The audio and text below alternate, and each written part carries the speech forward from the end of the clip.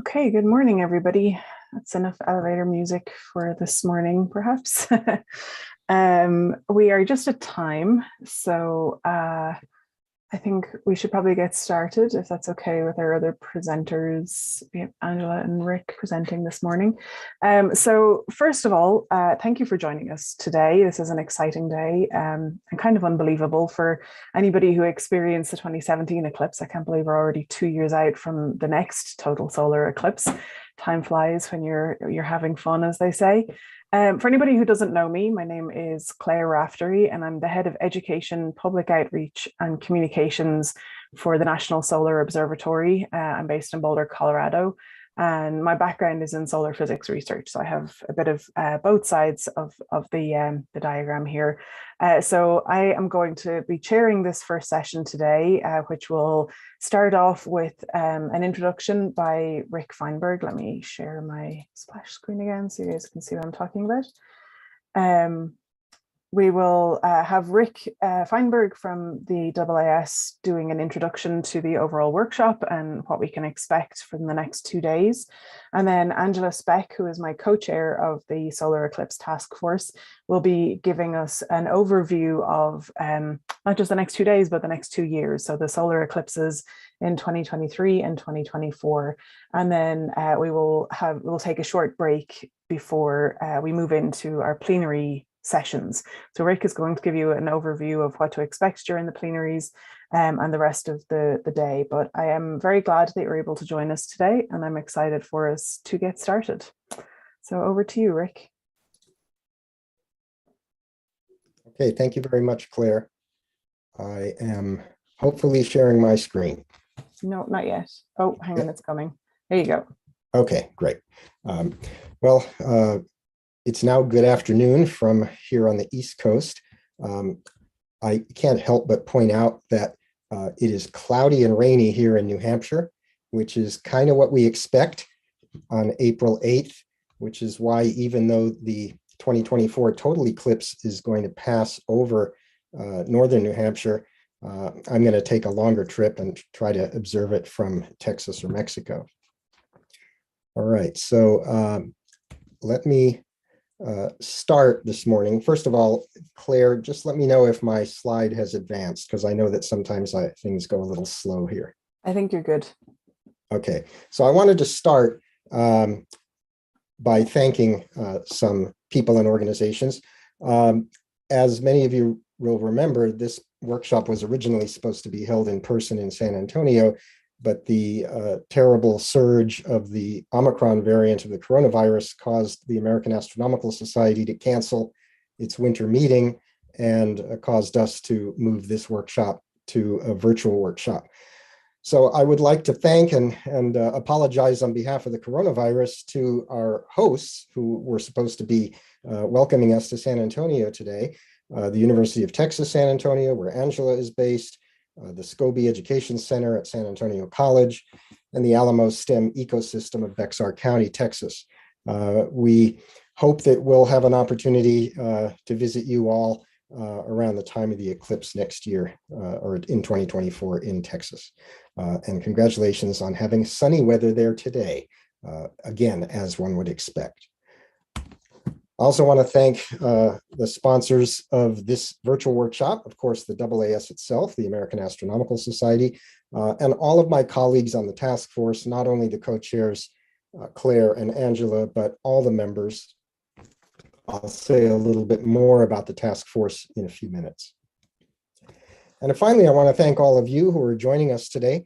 We have nearly 36 people who are chairing or helping with the Zoom hosting, moderating panels, speaking on panels, giving short talks. So I want to thank all of them in advance. And I want to thank all of you, the attendees. We have, I haven't even had a chance to check this morning, but as of last night, we had 270 people signed up, which is the most for any of our eclipse planning workshops since well before 2017. Most, of course, are from the US. We have some from Canada and Mexico, and we even have a few from some other countries that will soon be having solar eclipses, including Australia and some countries in Western Europe. All right, so this is a very quick schematic overview of today. We're currently in a plenary session, which means everybody's in the same place. We'll have a short break, and then we'll have 2 parallel breakout sessions, which have their own Zoom links, which you should have received by email. If for any reason you can't find that email, send an email to eclipse@aas.org, and during the break, I'll send you the new links, or I'll send you the links that you can't find. After another break, there will be a second plenary session that'll be hosted by a different person, not Claire. And then we will have 2 more parallel breakouts, another break, and then we have and by that time, it's now late afternoon here on the East Coast. We'll have a 2-hour networking and poster session in Gather. And then this evening, there's a public talk that'll be streamed on YouTube. I'll say more about that in a moment. Tomorrow looks very similar. The only difference is that there's no public talk in the late evening. But again, there's a plenary session where we're all together, then 2 breakouts, then another plenary session, and finally 2 more breakouts. Now, if you want to get some details about what's actually taking place here, you want to go to the workshop page, which is on our website at eclipse.aas.org. And then you just go over to the planning workshops menu and pull down the April 2022 virtual workshop. And that will take you to this page that has a lot of information on it. You've probably already seen it quite a bit. The things I want to call your attention to are, we do have a list of registrants. It hasn't been updated since I went to bed last night, but I'll update it again later today. A block schedule, which I'll show you in a moment. A very detailed workshop program, and a list of the posters that will be in the Gather networking area later today.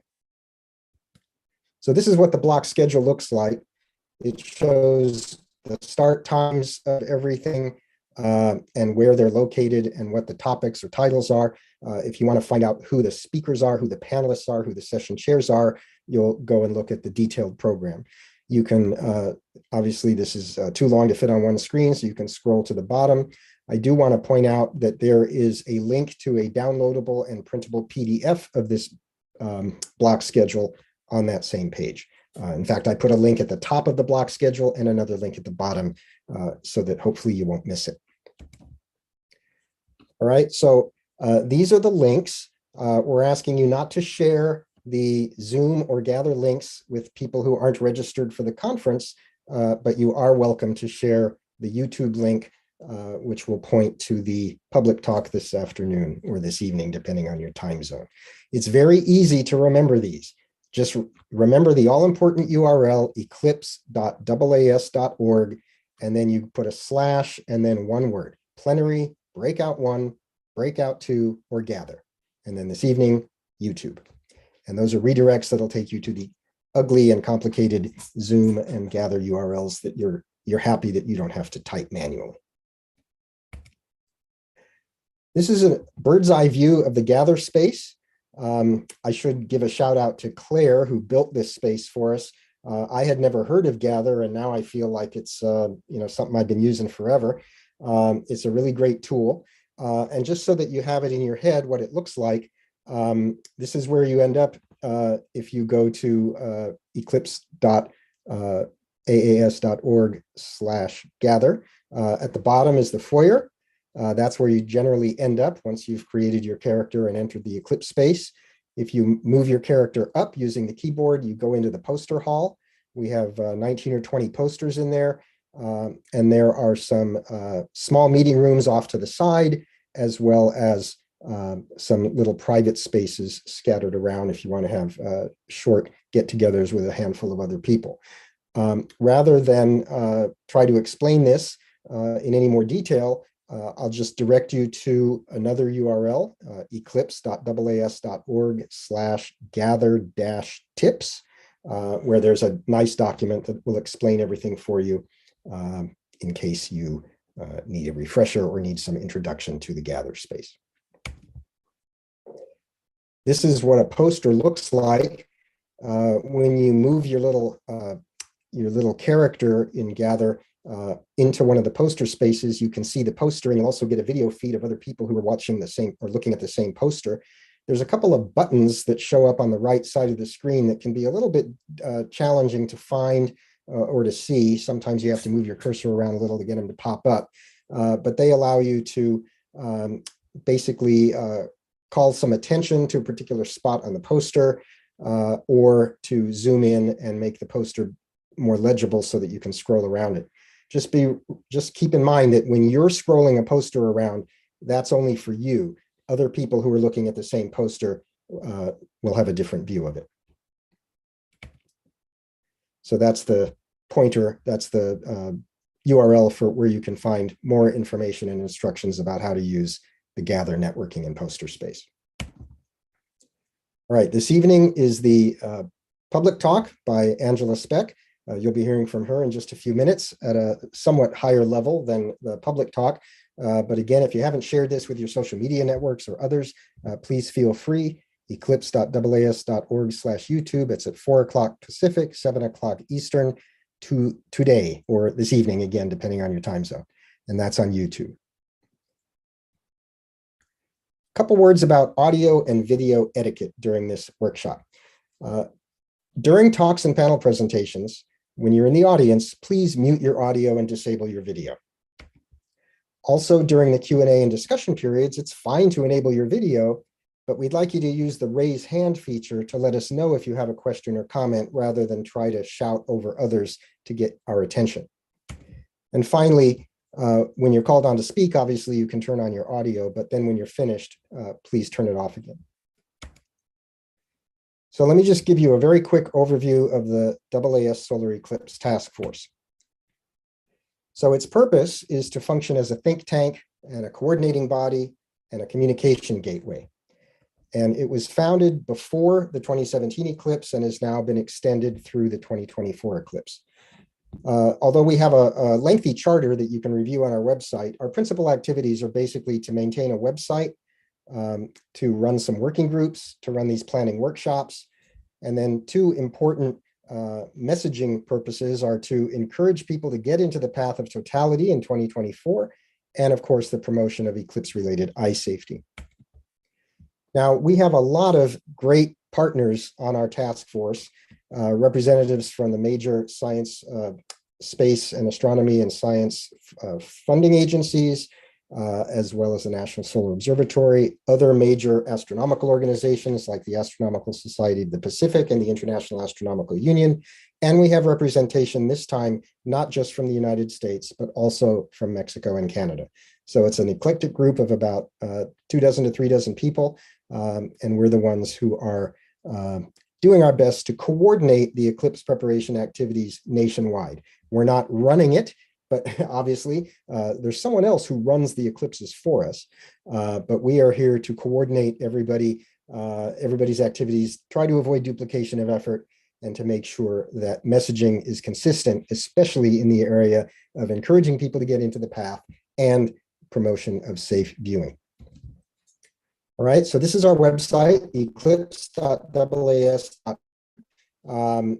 It is not 100% up to date yet. I'm still working on going through pages to clean up some leftovers from 2017 and turn everything toward 2023 and 2024. There are numerous menus up here at the top that you can look at. You can find out who's on the task force and what our working groups are and how to join them on the Solar Eclipse Task Force section. Obviously, we have the planning workshops. That's where you found, or where you can find today's workshop page, but also information about upcoming workshops. Eclipse America is where you can get an overview of the upcoming eclipses and how eclipses happen and so on. And I want to point out that, as is true in many of these sections, we don't try to reinvent the wheel here. There are some really fabulous eclipse websites out there, and you're going to be introduced to some of them during the workshop. We link to those. We have only the very most basic information on our site, and then we link to the best of the resources that are already out there.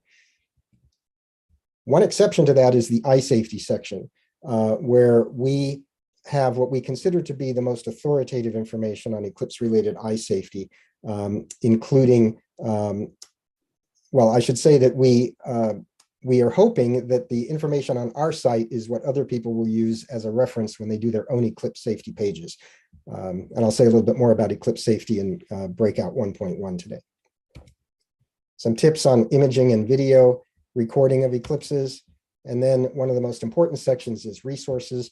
Again, it's not fully up to date yet. I'm going through those pages right now, but it has, where to find the best websites, where to find great downloadable images, Eclipse related apps, books, maps, and so on. So that's where you want to go. These are the list of the future workshops in this series. They occur roughly coincident with the pre-anniversaries of the 2023 and 2024 eclipses. You'll see we're hoping, of course, to do these in person. My guess is we'll end up doing them in some kind of hybrid format, but the next one will be in Rochester, New York, followed by Cleveland, Ohio, then one up here in New Hampshire, and finally one last shot before the 2024 eclipse, which will be at the AAS meeting in New Orleans. And that is it for me. We're doing pretty well on time. I will now turn it back to Claire. Okay, great stuff. I just want to make one addendum to Rick's point about Zoom etiquette. So we are, as you can tell, we're using a regular meeting rather than a webinar today, although we do have an awful lot of participants. So one of the things that we've done is turned off everybody's ability to unmute during the regular sessions, so as our speakers can move ahead and we don't have to worry about interruptions. So that means you won't be able to unmute during the sessions. We'll take that off during the Q&A, but if you do have questions, it's really important that you ask them. Please put them in the chat, and then whoever is the chair will relay them to the speakers during the sessions. And if you'd like to hold off and ask your questions during the Q&A, that's also completely okay. So I know we had one person with their hand up earlier, Dawn, but I think we may have lost her. So if you have questions, please put them in the chat and we'll do our best either to answer them directly or pass them on to our speakers. Okay, well, without further ado, let me introduce Dr. Angela Speck. She, as I mentioned earlier, is my co-chair for the Solar Eclipse Task Force on behalf of the AAS, and she's a professor at UT San Antonio. She is very well versed in eclipses, having been a significant part of the Eclipse Task Force for the 2017 eclipses as well. In addition to Rick, I, on the other hand, am a newbie. So Angela, over to you to tell us about what to expect over the next 2 years. Thanks, Claire. Just going to make sure I can share this thing.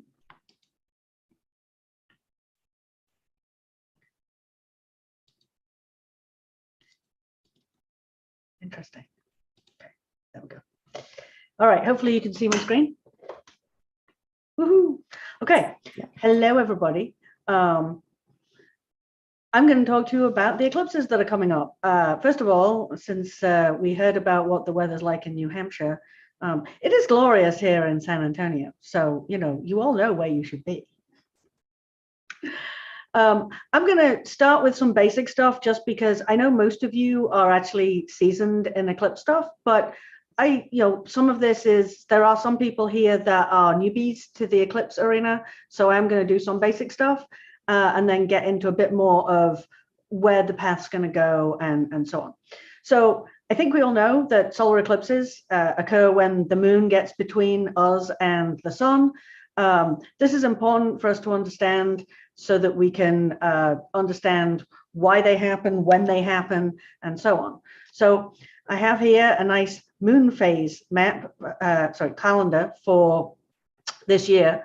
And we all know that, every month we go through having a new moon, the moon gets bigger and bigger and bigger. We can see more and more of it until we get to full moon, and then it gets smaller and smaller again until it gets back to new moon.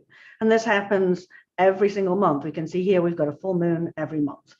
But why does this happen? There's actually there are a lot of people who do not know how moon phases happen. So hopefully this explanation can help you as you look incredulously at people for their lack of understanding of moon phases. Okay, so here I have a schematic. I've got the Earth here. The moon is actually in here and all the way around. There are not, in fact, 8 moons orbiting the Earth, just in case you were wondering. And the sun is way, way off to the right.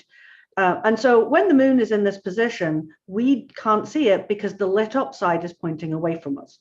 But as the moon orbits the Earth, we start to see part of the lit up side. So the lit up side is always the side pointing towards the sun. So it stays in that same orientation. But as the moon orbits us, we start to see it. And as we're looking at it from the surface of the Earth, this little bit that we can see gives us a crescent. But the moon's going to keep moving. And so a few days later, we're going to see half of that lit up side. It's going to keep moving. It's going to get bigger and bigger until it gets to full moon.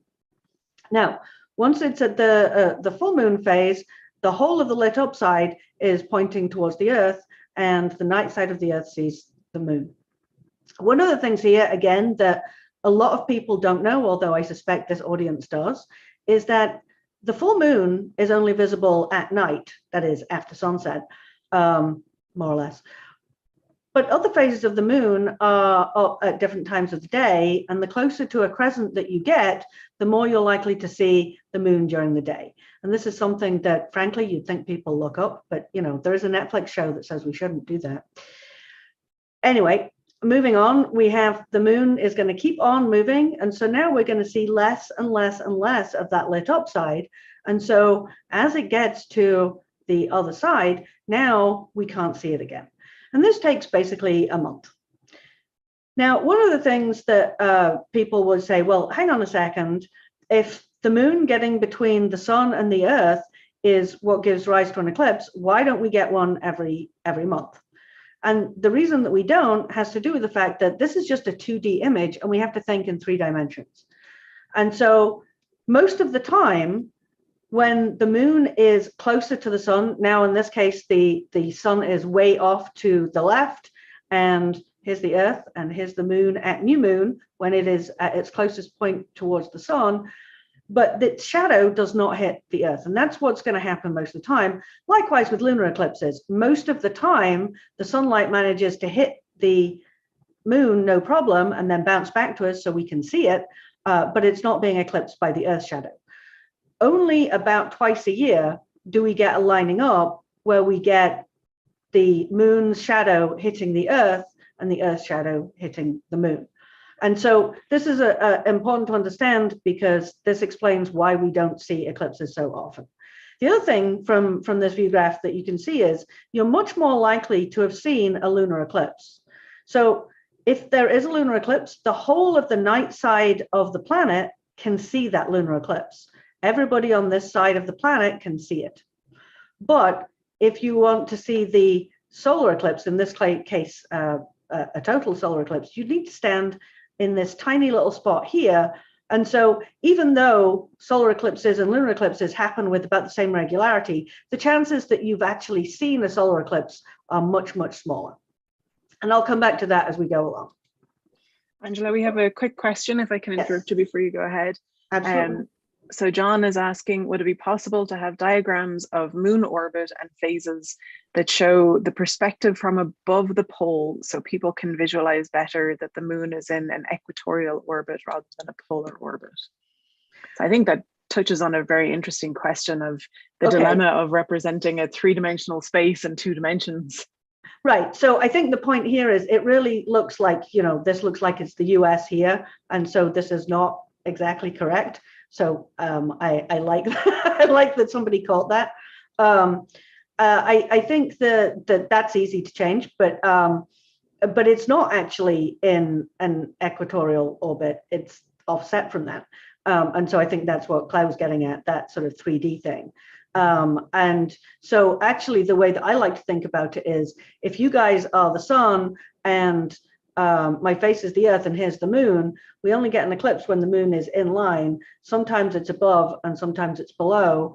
And so, but that means the orbit is not in the same plane as our equator. And so we have to be a little bit careful about how we make these view graphs, but point taken. Thanks, Claire, for, interrupt whenever there are questions. So actually, I think that's demonstrated on this graph, but this image, but let me talk through this because there's a lot going on here. This is basically the whole system. We've got the sun in the middle, we've got the Earth orbiting the sun, and we've got the moon orbiting the Earth. I'm actually going to start this position.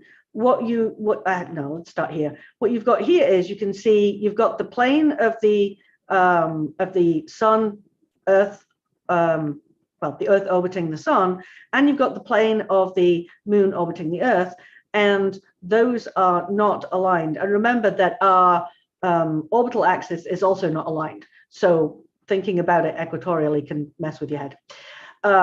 Okay, so when the moon is in this position, we do actually get a lining up, and so we're going to get an eclipse at this point.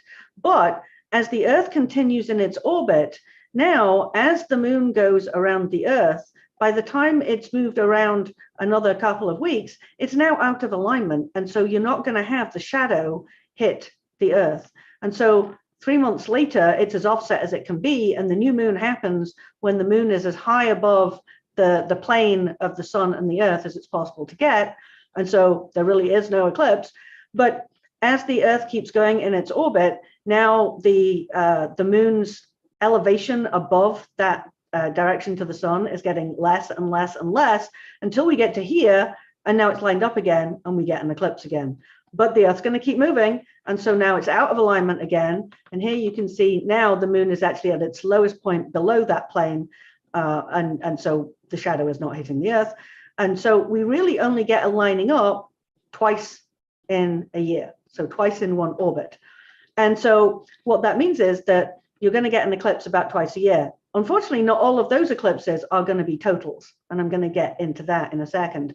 Sometimes the alignment will be so that actually we don't get the shadow directly hitting the Earth. We'll just get a portion of it, so you'll just get a partial eclipse. Sometimes we get an annular eclipse, and that's what I'm going to talk about next. So here I have an exaggerated, greatly exaggerated schematic of the moon's orbit around the Earth. We have these fancy words. Perigee just means closest to the Earth, and apogee means furthest from the Earth.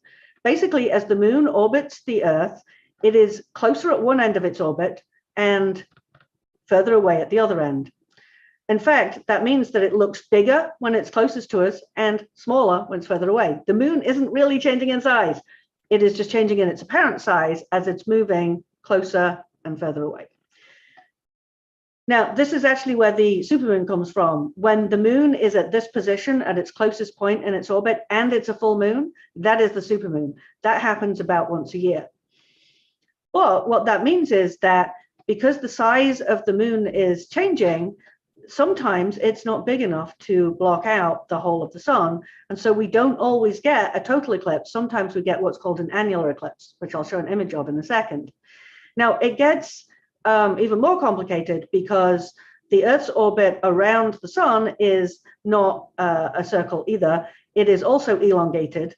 Again, this is highly exaggerated. And so you can imagine here with the moon at perigee, that is at its closest point, and the Earth at perihelion, that means closest to the sun, then maybe or maybe not, depending on the exact size that we perceive the sun to be and the size we perceive the moon to be, we may or may not get a total eclipse. I'll give you the answer in a minute. And so what matters is exactly where we are in our orbit and where the moon is in its orbit to get the matching of sizes. And just to give you an idea of how much these sizes change, here I'm showing you just schematically the moon at its closest point, perigee, the moon at its furthest point. The difference in size is actually about 10%. So you can see it's quite different in size. And here we have the sun when we're closest to it and the sun when we're furthest from it. You can see that's a much smaller difference. It's only about 3.5%. What you can take away from this, though, is when the moon is at its closest point, it's big enough to block out the sun at it when we're at our closest point. But when the moon is at its furthest point, it is too small to block out the sun, even when we are furthest from it. And so depending on exactly where we are in orbit, we're going to get different matches. And so sometimes we can still see the edge of the sun, and that's when you can see the ring of fire, which is shown in this image right here. So we have annular eclipses like this. Now, on the way to the annular eclipse, the moon is moving in the way, we get to see a partial. And a large swath of the planet also gets to see a partial. So we have a partial eclipse until the moon is directly in between, and now you can still see the edge of the sun, and then the moon is going to move off and we see a partial eclipse again. On the other hand, when the moon is closer to us and is big enough to block out the sun, we get to see this magnificence. And so for those of you that haven't seen one, yes, this is really what it looks like. Even without any sort of visual aid, assuming you have decent eyesight or glasses or contact lenses, you really see something that looks like this. Even these little pink bits that you can see here, you can see them without anything. This one was taken by Rick, who you've already heard from, in Madras, Oregon, but it looked pretty much like that from Columbia, Missouri as well. So just wanted to let you know what it is you're letting yourself in for if you haven't seen one before. All right, let's get back to what's going on during the eclipse. So here what I've got is, now I'm going to talk about the time and the motion of the various bodies involved. Remember, everything is moving all the time. So here I've got the Earth. The Earth is moving along this blue line in an orbit around the sun. We have the moon moving in its orbit around the Earth, and the Earth is spinning. So if you want to see a solar eclipse, if you want to see a total solar eclipse, you need to stand on this dark spot, okay? From here, you cannot see the sun at all. If you're in this slightly less dark area, you're going to get a partial eclipse. So this spot here is getting a partial eclipse. But because the Earth is moving that way, the moon is moving that way, and the Earth is turning, you're going to have the this little spot move across, in this case, the continent of Africa, and it's going to take a couple of hours or so, a few hours, to go all the way across. And so that will draw out a path across the land that we call the path of totality. If it's an annular eclipse, we call it the path of annularity. But you can also see here that, you know, here it's a partial eclipse. Here it's more is eclipsed and more until you get to total. So as this crosses the land, you're going to go from a partial to a total and then back to a partial again. So let's look at what those paths look like. This is an image from Michael Zeiler's website, Great American Eclipse. And this shows you all of the total solar eclipses that will happen in the basically 50-year period from 2010 to 2060. And you can see that the paths are all these long ribbons that are drawn out by the shadow of the moon moving across the Earth. There's a couple of things I want you to take away from this. Only about 1,000th of the surface area of the Earth is covered by this path. So again, although these happen on a fairly regular basis, actually a total is about every 18 months, you're not going to see one from your location very often. The other thing is that since most of the planet is water, you're much more likely to see one over water than over land. And what this also tells you is if we look at all these paths drawn out, most of the planet does not see an eclipse in a 50-year period. And so this is why solar eclipses are such a rarity in a given location, even though they're fairly common on a global scale. This one is actually showing you the eclipses from the 2 decades, 2001 to 2020. And so I guess that quite a few people on here saw the 2017 eclipse. So here we can see the 2017 eclipse path here. On this graph, what we have is the blue is total eclipses and the red is annular eclipses. So here's the last annular eclipse, and it's not dissimilar in path from the one that's coming. So for this annular eclipse in 2012, that's like 10 years ago, I actually drove my kids down to here. We were in New Mexico, whereas for the total eclipse, I was right here. Okay, again, what I want you to take away is that even if we include the annular eclipses, and this is a 20-year period, most places do not get to experience either in a 20-year period. Now, looking at the next 20 years, so this is 2021 to 2040, most of these haven't happened yet, but the important thing is that X marks the spot on the US right here. We have an annular eclipse in 18 months, and exactly 2 years from now, we will have a total solar eclipse that comes across, and where X marks the spot is where I live. All right, I want to digress briefly to talk about how long eclipses last. And there are several factors that go into this. First of all, it has to do with how fast things are moving. We already talked about how the Earth is moving and the moon is moving, but how fast the Earth is moving depends on where it is in its orbit. When it's closest in to the sun, it is moving fastest. When it's furthest away, it is moving slowest. And so what that means is that if we have an eclipse in January, when we're closest, the Earth is moving faster, it should not last as long. If we have an eclipse in July, it should last longer. However, there are some other factors. The moon's orbit is also not circular. It will move fastest when it's closest and slowest when it's furthest away. So you've got that to take into account too. There's also an effect to do with the ground moving. So I'm not going to go into this in detail, but the actual lateral speed of the ground depends on your latitude. So depending on your latitude, that will also affect how fast an eclipse moves. So you have to put all of those together. Then you also have to put in where you are on the path. So here I've got a circular shadow moving along its path. And if we were standing at point 2, right in the middle of the path, we will be under that shadow for longer than if we are at point 1.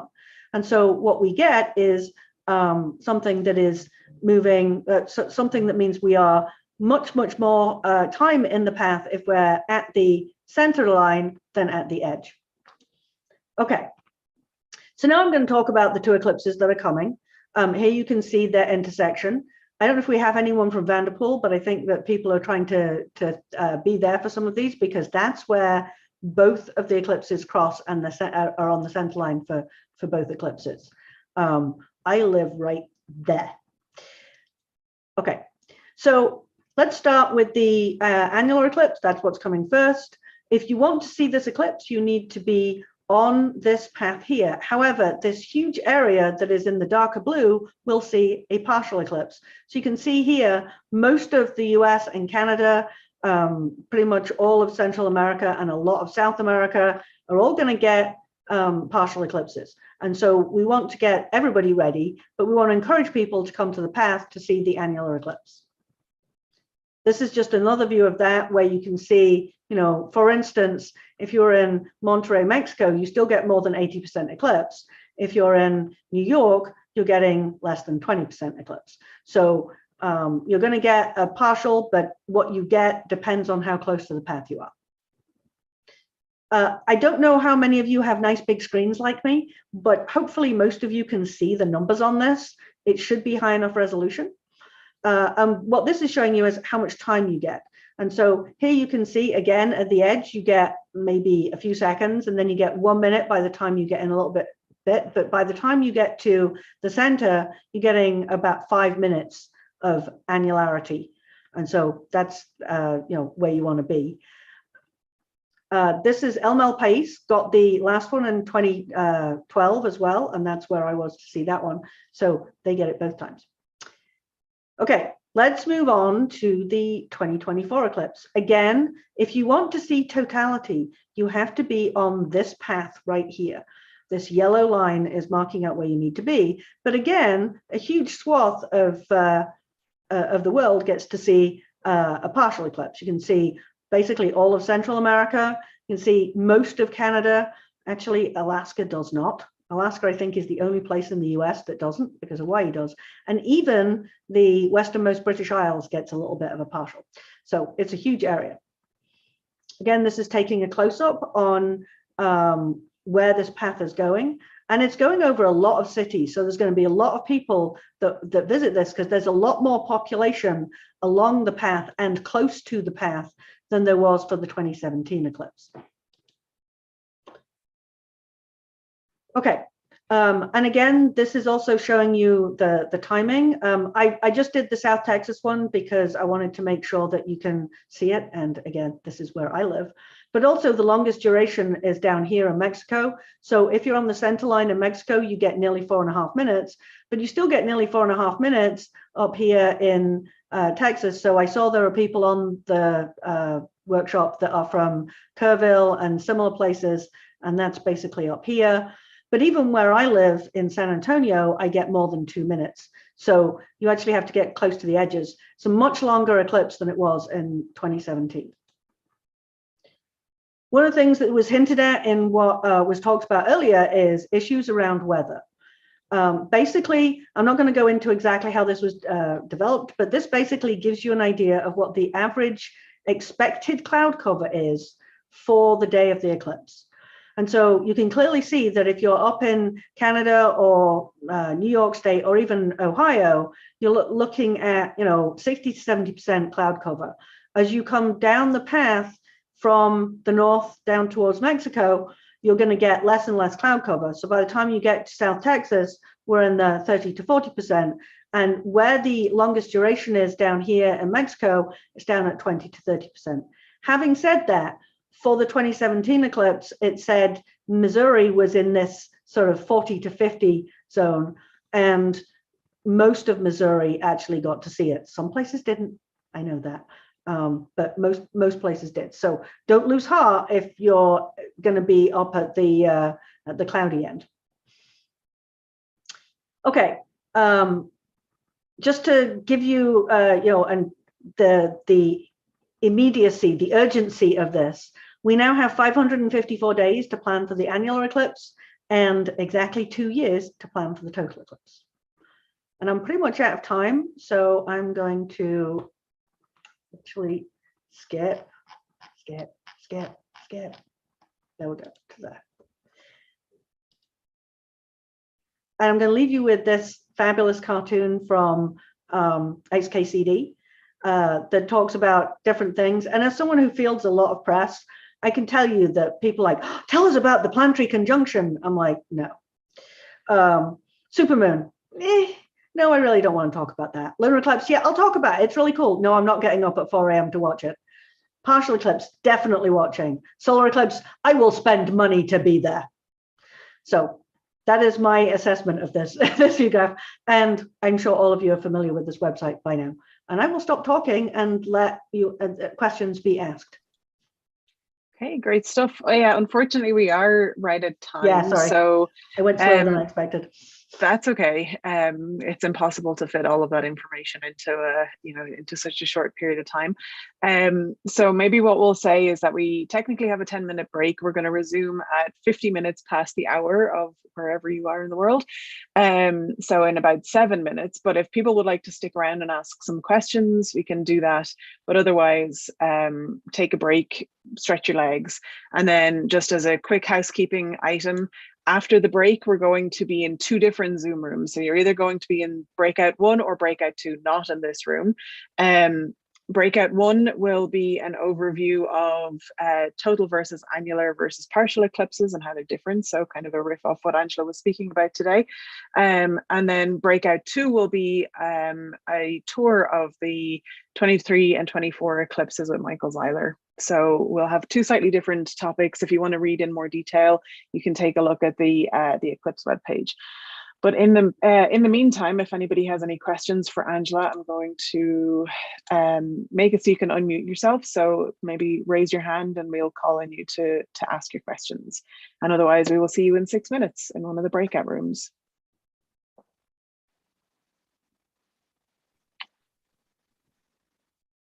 Okay, so we have a question from David in the chat. We've been told that our country is the epicenter of 2024. And what is the epicenter? So I think that's not actually a real term for eclipses. It is a nice way of describing, though, with what I was just showing you. Basically, what you've got is that the duration of the eclipse, even if you're on the center line, decreases as you go from basically central Mexico up the path of totality. So basically, you're going to have the longest duration in Mexico, but you also have the best chance of 0 clouds. And so that is what people mean when they talk about the epicenter. It is the most favorable viewing. Great question. So the breakout session links have been uploaded, and if you lose track of them, just remember that it's eclipse.aas.org, our main webpage, with just 2 shortcuts: breakout 1, breakout 2. So hopefully they will not be too difficult to remember. Are there other questions? David asked a follow-up: doesn't it have something to do with the center of the moon and Earth for the epicenter? And then there's one other separate question once you've answered that one. Okay. So that may well be what people mean by it, but I have not heard that term used. Sorry. Okay. So Spencer asks, is it true that the longer the eclipse, the darker it gets? Ooh, I don't know. I haven't seen enough of them. I bet there's lots of people on here that can answer that though. Although having said that, I think one of the issues has to do with, remember what's happening is you've got light scattering. So you've got the sun is up in the sky and the light is scattering off of whatever's in the atmosphere. So it's not just the length of the eclipse. It's also to do with are there any clouds, even if you don't have clouds close to you, what is the light bouncing off? So that I think is a much bigger effect than the duration. Okay, well, thank you, everybody. I think we're going to wrap it here just to give everybody a chance to log out of this Zoom room and make your way to your chosen breakout.